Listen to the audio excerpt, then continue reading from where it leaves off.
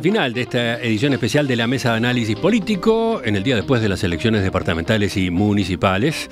Estamos con Antonio Cardarello y con Martín Freygedo.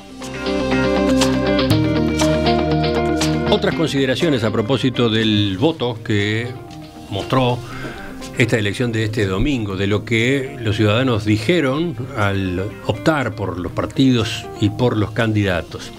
En un gran resumen, más temprano señalamos, el Partido Nacional logra el gobierno de 13 intendencias y suma una más a través de la coalición republicana en el departamento del Salto.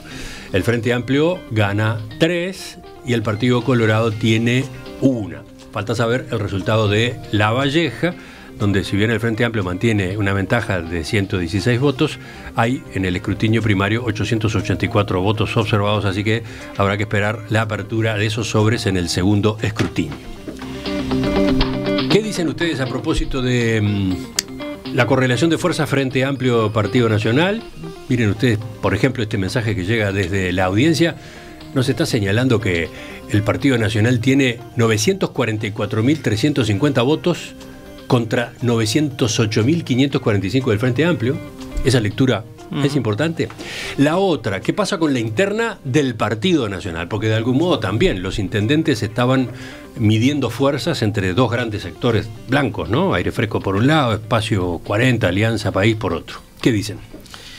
Sobre el primer tema de la distancia, creo que no es relevante. No lo vería como algo relevante porque tiene que ver con esto que hablamos de la volatilidad. O sea, la gente vota diferente. El Partido Nacional históricamente tiene un poder consolidado en los gobiernos departamentales. Entonces es algo que esa diferencia no me llama la atención ni creo que sea relevante tampoco en la gestión de los gobiernos. Antonio, sobre este punto, este primer punto que decís. Sí, yo quiero ver, yo no hice los cálculos, yo siempre espero para hacer esas cuentas los resultados del escrutinio departamental. Está bien. Me gusta tener el número más fino. Yo no sé si está contando los votos de la coalición republicana en Salto sumados al Partido Nacional. Lo dejamos ahí, no tengo eso en la cabeza, pero comparar el resultado a nivel general no tiene, porque son 19 elecciones diferentes. Seguimos. Vamos a lo otro, a la interna blanca. La interna blanca, sí, que había disputa en muchos departamentos, donde hay resultados dispares, ¿no? En Colonia logró la continuidad y la 40 perdió con su candidatura de María de Lima, ¿no? O sea, ahí la continuidad de Aire Fresco gana la interna. Y sí hay cambios en Flores y Durazno, ¿no? Con dos candidaturas renovadoras, jóvenes, que presentó el Espacio 40, en el caso de Flores de Virazábal, en el caso de Durazno Felipe Algorta, que es interesante analizar esas disputas porque es un sector nuevo, ¿no? La 40 es un sector nuevo en esos departamentos que es la primera vez que alcanza el poder con figuras emergentes que yo creo que es interesante ver cómo se da después a la hora de gobernar esos cambios con figuras emergentes que tienen un poder y una lógica de construcción de poder diferente a lo que es histórico, ¿no? Pero es para ver cómo después. En el caso de Algorta manifestaba, ¿no?, lo que había sido el mal sabor que le había dejado la elección nacional de perder la diputación por tres votos, y ahora el resultado de la elección departamental era una suerte de revancha en ese sentido. Pero es interesante también mostrar cómo esa polarización interna, que muchas veces es hasta buscada, ¿no? Porque es buscada por el partido, por la Claridad Nacional, ¿no? que le dio muy buen resultado. Exacto. A la calle Pou en 2014, por ejemplo, la competencia entre la 404 y la 71. Exacto. Le sirvió a la calle Pou para despegarse y ganarle en la interna de Larrañaga. Sí.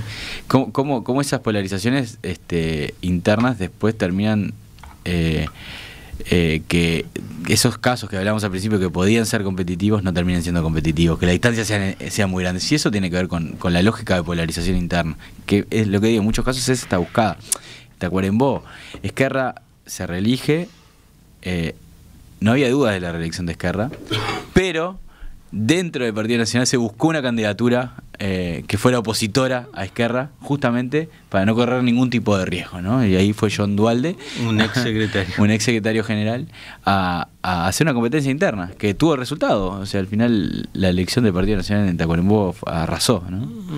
¿Qué pasa, por ejemplo, con el caso de Cerro Largo? Bueno, ese es un caso por demás significativo, ¿no? Porque en esta elección teníamos 9 candidatos que iban por la reelección, y vemos que 7 lo logran, 2 no las alcanzarían. Hay que ver qué pasa con Mario García en La Valleja. Si pierde es porque pierde la competencia partidaria, interpartidaria con el Frente Amplio. Pero lo de Cerro Largo es de los escenarios menos frecuentes, que el partido repita el gobierno y que el intendente que va por la reelección no lo consiga. Sí, recordemos los números. Ocurre en muy Cerro pocas Largo, ¿no? veces.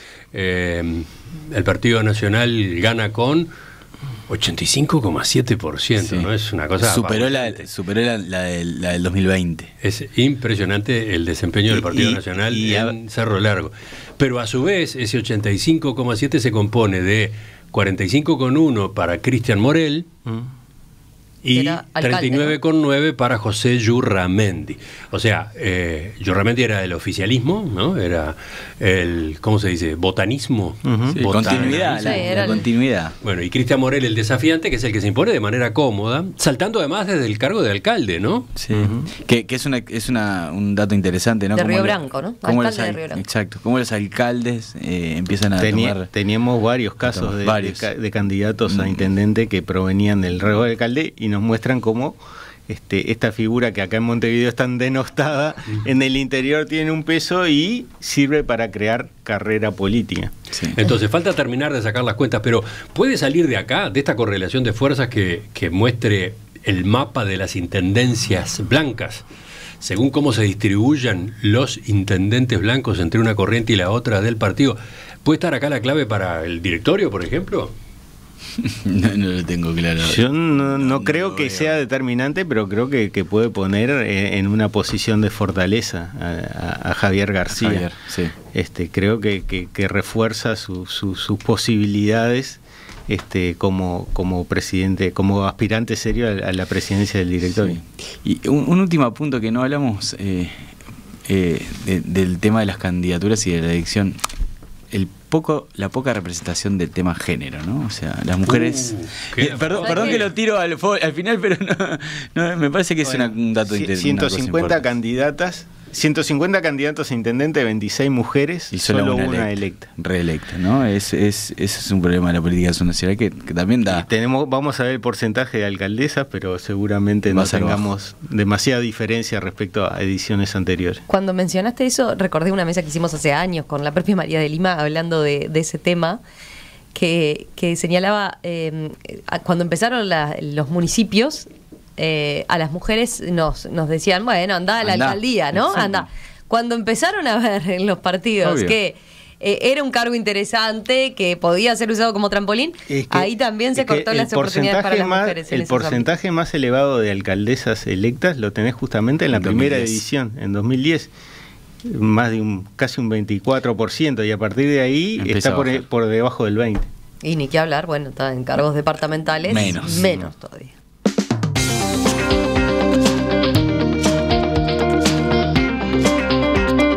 Antonio Cardarello, Martín Freijedo, politólogos especializados en la política local. ¿Cómo se llama? La descentralización, los gobiernos departamentales. Política subnacional. Eso. Así en lo que globaliza más. Sí, ahí abarca todo, digamos. Gracias por acompañarnos esta mañana, gracias por barajar todos estos temas que aparecieron hoy, en lo que es un primer encare nada más de los resultados de las elecciones departamentales y municipales de este domingo. Quedan otras puntas, por supuesto con los números del escrutinio final se clarificarán algunos aspectos, así que volveremos, si les parece. ¿Cómo no? Muchas gracias. Volveremos a convocarlo. Hasta pronto entonces.